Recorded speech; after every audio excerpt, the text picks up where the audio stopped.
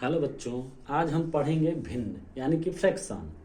भिन्न कैसे लिखते हैं? 3/5। ऊपर वाले को कहते हैं अंश, नीचे वाले को कहते हैं हर। हर जो हमारा होता है वो कुल मान होता है, टोटल होता है, और जो अंश होता है वह हर का भाग होता है, हिस्सा, यानी कि नीचे वाले का भाग और हिस्सा होता है।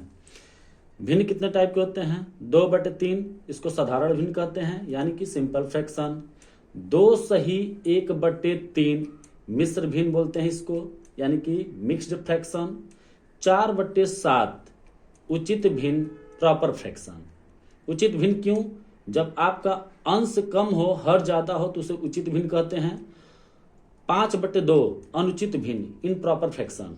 इसमें अंश ज्यादा है, हर कम है, इसलिए यह इनप्रॉपर फ्रैक्शन यानी कि अनुचित भिन्न है। ठीक है बच्चों, अब भिन्न उचित और अनुचित को समझ लीजिए। मान लीजिए 4 नंबर आपने पाया है 10 में से, तो ये तो सही है कि आपने टोटल मार्क था आपका 10, हर क्योंकि कुल मान होता है, तो 10 नंबर का मार्क था आपका टोटल, आपने पाया कितना? 4 नंबर, तो ये सही है। इसको बोलते हैं उचित भिन्न। मान लीजिए मैंने कह दिया कि आपने 10 नंबर पा लिया 5 में से, यानी कि टोटल नंबर थे 5 ही, आपने 10 नंबर कैसे प्राप्त कर लिया? इसलिए ये इनप्रॉपर फ्रैक्शन यानी कि अनुचित भिन्न होता है। भिन्न कैसे होता है ये जान लीजिए कि भिन्न को हम कैसे लिखते हैं, दर्शाते कैसे हैं। मान लीजिए मैंने एक सेव लिया, इसके मैंने टुकड़े कितने किए हैं? 1 2 3 4 5 6। तो टोटल काउंट करके बट्टे करके उसके नीचे लिख दीजिए 6। टोटल टुकड़े कितने हैं? 6।